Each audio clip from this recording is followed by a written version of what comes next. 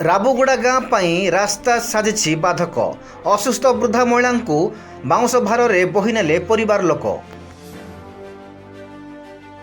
रायगड़ा जिला कल्याण सिंहपुर ब्लॉक अंतर्गत धामड़ीपांगा पंचायत अधीनस्थ राबुगुड़ा गाँव में देखा मिली एभली अभावनीय घटना।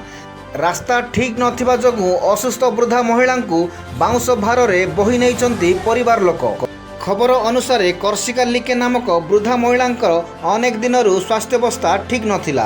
देह अत्यधिक खराब हेबारु परिवार लोक डाक्तरखाना को नेबापाई चाहिए, किंतु रास्ता ठीक नथिबा हेतु बाउंश भार में बोही नेले। ठीक समय चिकित्सित होई न पारिथिबारु तांकर मृत्यु होइथिबार सूचना रही।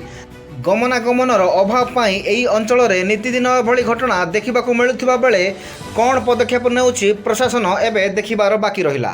मेडिकल नेबा बोले देखुच आपण किमिति ब्रिज नाई किछि नाई पानीटा बंद टुंगी जाइछि। बहुत असुविधा होकर बुढ़ी एमती काकृति होता ताकू